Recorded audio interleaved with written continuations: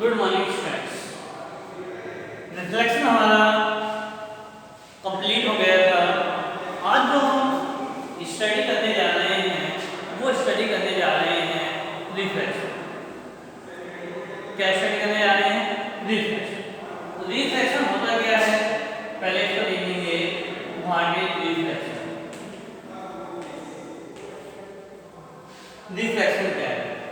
तो the bending of light when air from one medium to another medium is known as reflection। यानी ऐसा phenomena जब क्या होती है, लाइट ट्रेवल करती है एक मीडियम से दूसरे मीडियम में, तो अपने जो पाथ है उससे क्या हो जाती है, बेंड हो जाती है। और इस बेंड होने को हम क्या बोलते हैं? रिफ्लेक्शन। तो लिख देता हूं, the phenomena of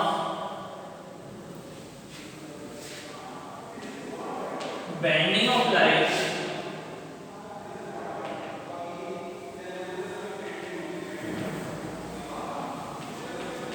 to travel from one medium to another medium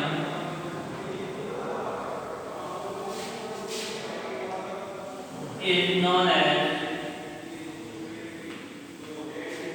reflection। is known as reflection या reflection of light।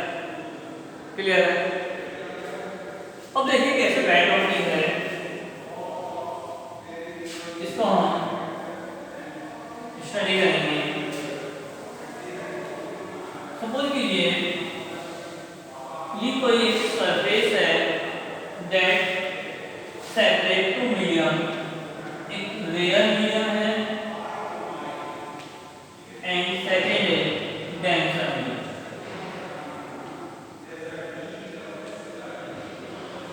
ये हमने सरफेस लिया जो टू मीडियम को सेपरेट कर रहा है।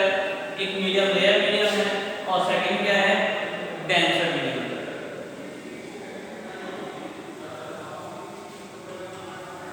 ये लाइन जो कि जिसे हम बोलेंगे नॉन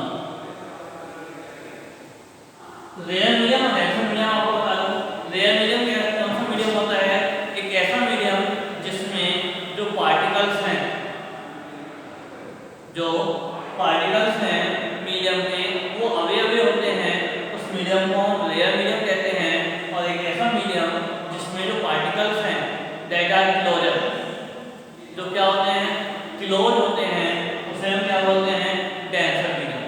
फॉर एग्जांपल है एयर और वाटर। एयर क्या है, रेयर मीडियम है, और वाटर क्या है, डेंसर मीडियम। लेकिन आपको यदि ये बात याद रखनी है कि यदि हम वाटर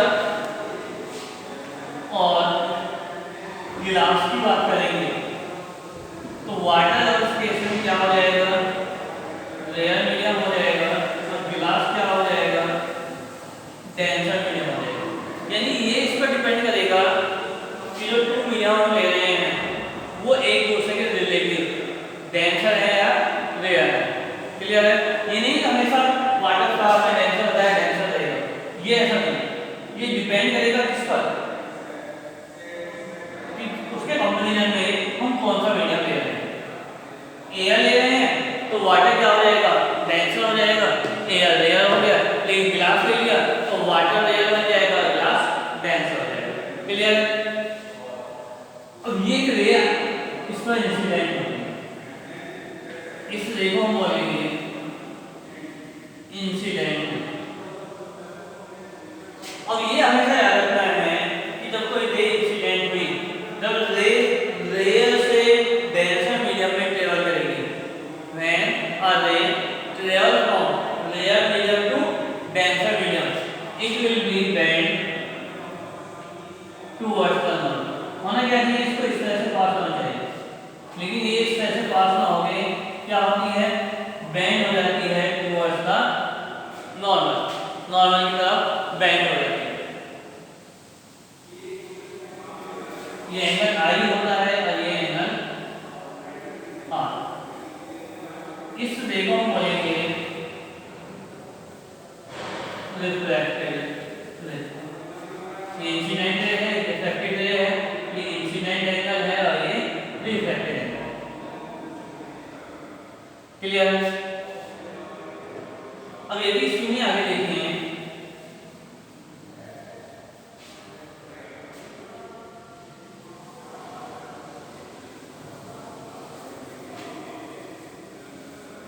यानी नॉर्मल लिया, ये कोई एक सरफेस है और ये मीडियम क्या है, डेंसर है, और ये वाटर एरिया, ये रेयर है, ये हमने क्या ले लिया, एयर ले ली, रे इंसिडेंट ली। अब ये रे क्या होगी, ये अवे जाएगी किससे, नॉर्मल से। हमें यदि इससे डिस्टेंस पास होते हैं, लेकिन डिस्टेंस पास होंगे क्या है, अवे जा रही है किससे, नॉर्मल से। ये इंसिडेंट एंगल होगा और ये क्या होगा, रिफ्रैक्टेड एंगल होगा। ये इंसिडेंट रे रहेगी और ये क्या रहेगी, रिफ्रैक्टेड। अब कॉज क्या है, what are the cause of refraction, refraction के कॉजेज क्या है। तो जो मेन कॉज है रिफ्रैक्शन का, that is the speed of light.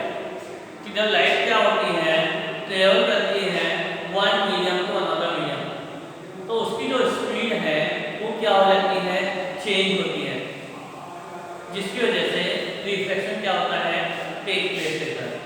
यानी हम कॉज ऑफ रिफ्रैक्शन देखें तो जो कॉज ऑफ रिफ्रैक्शन है, that is to change the speed of light when travel from one medium to another medium, one medium to another medium। यानी कि जो polar reflection का वो क्या है, to change the speed of light, light की speed का change होना when travel from one medium to another medium। जब वो क्या कर रही है, ट्रेवल कर रही है एक मीडियम से दूसरे मीडियम। क्लियर है? कॉज समझ आया? कॉज क्या है, स्पीड। क्योंकि जब रेयर मीडियम में लाइट ट्रेवल करेगी तो क्या होगी, फास्ट मूव करेगी, नहीं उसकी स्पीड इंक्रीज हो जाएगी। और जब वो डेंसर मीडियम से पास होगी तो उसकी स्पीड क्या हो जाएगी, डिक्रीज हो जाएगी। जब उसकी स्पीड इंक्रीज होगी तो उसकी जो टेंडेंसी होगी एक लॉन्ग पाथ ट्रेवल करने की होगी, और जब उसकी स्पीड डिक्रीज हो जाएगी तो अब उसकी टेंडेंसी क्या होगी, एक स्मॉल पाथ क्या करे, वो ट्रेस करे, एक स्मॉल पाथ फॉलो करे, जिससे कि उस मीडियम से वो क्या कर जाए, ट्रेवल कर जाए।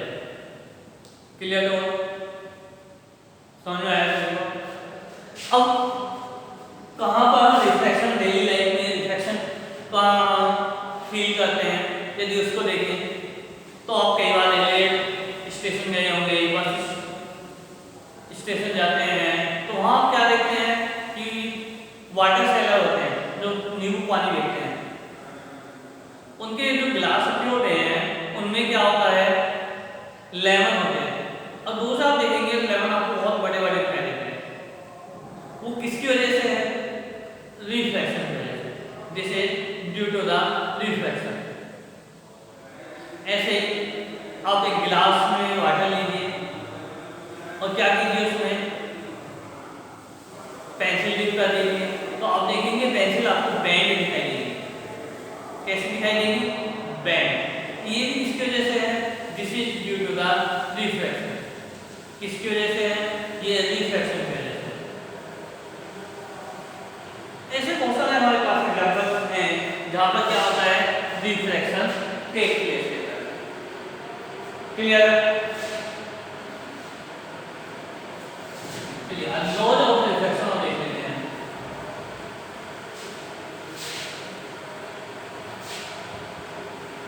Laws of refraction. जो रिफ्रैक्शन है उसके लॉज हैं।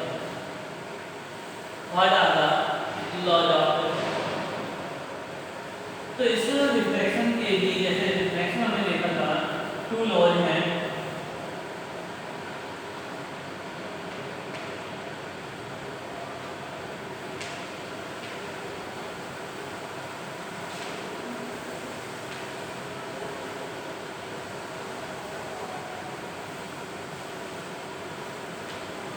ये हमने रेयर मीडियम लिया, ये डेंसर मीडियम वीडियो वाइड ले लिया, ये इंसिडेंट ले है,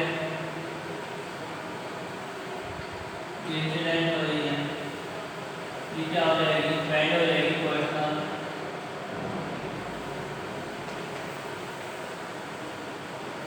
नॉर्मल, इंसिडेंट ले, रिफ्रैक्टेड रे, ये एंगल आई है, ये एंगल आर, ठीक है। ये इंसिडेंट रे है, ये रिफ्रैक्टेड है, ये एंगल ऑफ इंसिडेंस आई है, ये एंगल ऑफ रिफ्रैक्शन आर है, नॉर्मल। तो फर्स्ट लॉ ये कहता है incident ray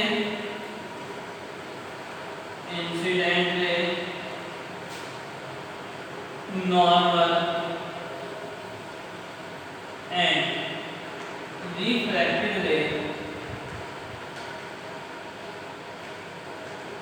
lie in the same plane। जो इंसिडेंट रे है, नॉर्मल है और रिफ्रैक्टेड रे है, ये क्या करते हैं, लाई करते हैं सेम प्लेन। ये क्या है, प्लेन लिया, ब्लैक बोर्ड क्या है हमारे, एक प्लेन का काम कर रहा है, इसमें तीनों चीज दिखाई है हमने, इंसिडेंट रे दिखाई है, नॉर्मल भी दिखाया है और रिफ्रैक्टेड रे। यानी कि इसका मींस क्या हुआ कि जो इंसिडेंट रे है, नॉर्मल है और रिफ्रैक्टेड रे है, ये क्या करते हैं, ये लाई करते हैं सेम प्लेन में। और सेकंड लॉ क्या कहता है, इस सेकंड लॉ को हम स्नेल्स लॉ भी कहते हैं। Second law is also known as Snell's law.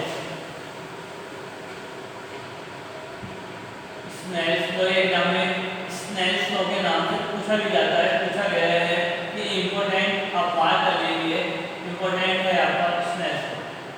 Snell's law क्या कहता है, the ratio of sine of angle of incidence to sine of angle of refraction is always constant। इन जो रेशो होता है एंगल ऑफ इंसिडेंस की sine का, sine I, और एंगल ऑफ रिफ्रैक्शन के साइन का, साइन आर, ये हमेशा क्या होता है, कांस्टेंट होता है। और इस कांस्टेंट को हम क्या बोलते हैं, रिफ्रैक्टिव इंडेक्स।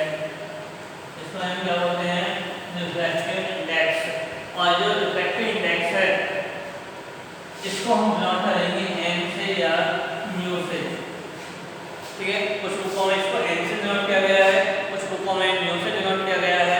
हम जो इसको डिनोट करेंगे वो डिनोट करेंगे एन से, ठीक है। आज की वीडियो में इतना ही रहने देंगे। नेक्स्ट वीडियो में हम रिफ्रैक्टिव इंडेक्स के बारे में स्टडी करेंगे। रिफ्रैक्टिव इंडेक्स है क्या, किस तरह से इफेक्ट होता है, किस तरह से अफेक्ट होता है, अफेक्ट कैसे करता है, इसका मीनिंग क्या है रिफ्रैक्टिव इंडेक्स का, ये सब नेक्स्ट वीडियो में हम इसको डिस्कस करेंगे। Thank you.